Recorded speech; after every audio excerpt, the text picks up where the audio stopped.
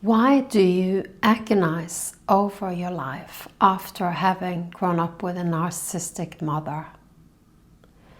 Perhaps you ask yourself, why am I like this and what is the point of all of this? So you may be one of the many people who think, overthink, analyze, overanalyze, question things, and it's churning inside of you and it's hard to find peace with it. So let's talk about this today. It's quite a heavy subject, but let's still try to meet you in that so that you're not so alone with your experience, and let's try to make sense of some of this. And my name is Åse Wegerif, and I'm a survivor myself, and I've had lots of therapy, lots of healing work, and I'm a therapist myself. I'm a registered counselor and I work with people all over the world. You're very welcome to come into my community if you find that this material really resonates with you. There's a link to my email community in the description of this video. So there are many people who are struggling with coming to terms with how their life have worked out and what has happened because of this very special situation that we had growing up with a narcissistic mother. So let's go through 7 different points as to bring up things, aspects that you can think about here. So when you come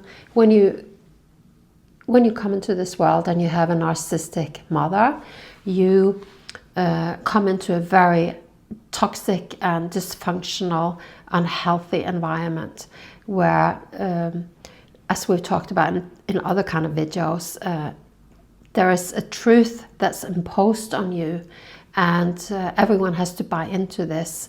Everyone has to obey her. Everyone has to sacrifice themselves for her. So this is something that you become molded into. It becomes something normalized. You don't know that other families are different when you're that young. You can't understand it, but you mold into a toxic environment, and this means that you, when you come out later in your life into other kind of relationships, you come out there with a dysfunctional map inside and orient according to that map. So this can lead you down paths of attracting people similar to your mother, so continuing having the same kind of experiences in relationships with new narcissists.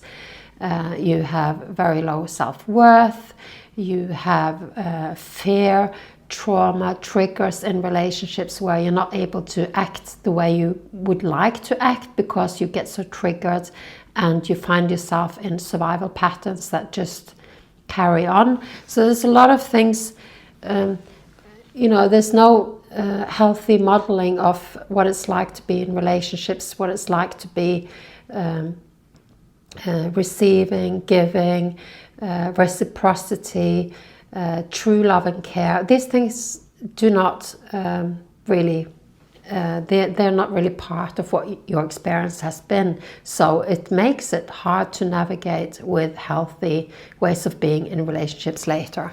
So that's the first point. So you may have a lot of struggles then in your life with your relationships due to this, unless you heal, unless you deal with it, which can be easier for some people and harder for others. It's there's no right or wrong here. We all do the best we can with what we're given. So point number 2 is that these experiences have set you up for not being able to trust your mother, so you think you can't trust others. This is just like unconscious generalization mechanisms that happen. So it's not like you have a choice in this. It just happens that if you're around people who aren't trustworthy, you learn that people aren't trustworthy.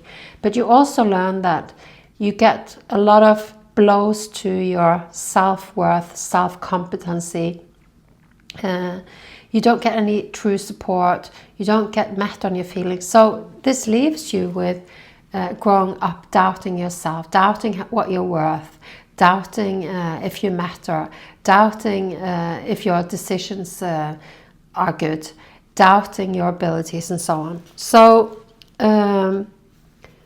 So, which makes it hard to navigate, which makes it hard to make decisions, makes it hard to trust yourself, makes it hard to take on new challenges, and so on. So, as you can see, this picture is quite severe, it's quite big, but it's still better to talk about it than to just the alternative is to think that there's something really wrong with us, but we're pointing it back to where it came from. So point number 3 is that you didn't get healthy relationship models. And what happens then? How are you supposed to know how to create healthy relationships? How are you supposed to know from experienced place inside of yourself? You don't have that. You perhaps haven't even seen it or experienced it. So you don't have that place inside where you can fall back on, knowing what forming a true, vulnerable, loving, caring relationship is really like. So often what happens is that we attract people similar to the narcissist that we had in our mother. We attract more narcissists. They actually come to heal us, whether, you know, that's a more spiritual way of looking at it. They come to heal us and point us to the low self-worth and the dysfunctional relationships that we are modeled in, to point us in the direction of dealing with it and overcoming it. But still, most of the time they end up, until we get it, they end up actually harming and hurting us. So we do get a lot of trauma out of this. But you may then attract similar relationships, and you may fall into similar and familiar relational dynamics of overgiving, of being treated poorly, accepting it, not knowing any difference. You don't perhaps know that you're being treated poorly even, because it's normal for you. And we do get pulled unconsciously to relationship styles that we know because they are safer than what we don't know, even if they're harmful. So all of this, point 4, becomes like a life theme. Like it's not just your childhood, it's your life. It's who you are. It's a thread running through your life of overcoming all of this trauma, of undoing it. I know certainly for my life that this is, it's still, I'm talking about it now, I'm working with it. I'm trying to help others heal and so on, because it's been such, it is my life. And so it really takes your life into this kind of journey of healing from this, of being re-traumatized, hopefully healing from this. One of the perspectives that can be really helpful here is that, but it also can also be provocative to hear it, depending on where you are on your journey. And we are all on different places, but a spiritual perspective will stand really high up and look at you lovingly and say, why did you choose this family? Because on a spiritual level, we actually chose our family of origin. What are you here to learn? What kind of qualities are you here to develop? And why would that be? What are you meant to give to other people? What have you learned? These are the deeper questions that for some people can give some consolation, can give comfort and purpose. But it depends on where you're at your journey. There's no right or wrong here, and this can certainly be something that comes very far into someone's healing. Usually what happens is that when the personality starts becoming healed, we start opening then up to our authentic self, and through our authentic self, comes the power of the Spirit into our lives. So that's when we live more on a spiritual level in our lives. So point number 5 is that very often it's taken a big chunk of our lives to get to a point where we are getting a more functional life, where we are feeling better about ourselves, where our relationships are working better. So we've lost a lot of time, we've lost a lot of opportunities, we lost a lot of the potential that we would have had if we hadn't started our lives like this. Other kids perhaps could go for what they wanted. They could get to know themselves straight away. They could feel okay about themselves, or good about themselves even. And they could just go out into the world feeling trusting, and just have an easier time to really explore from their authentic self and build their life up. Whereas we may have lost years, we may have lost a lot of, we may have had a lot of difficult relationships, which may have also, we could have lost out on the good relationships that we could have had then.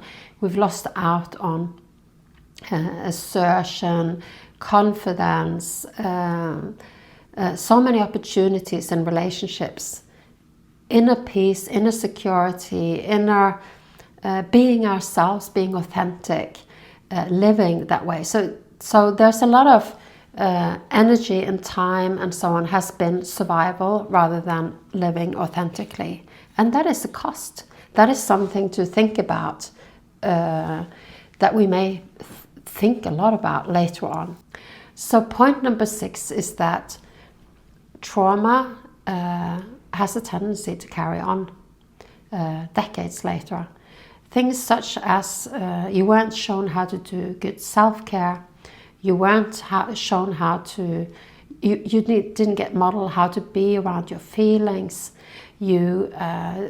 nobody cared about helping you set boundaries. Probably your boundaries were just violated and not respected.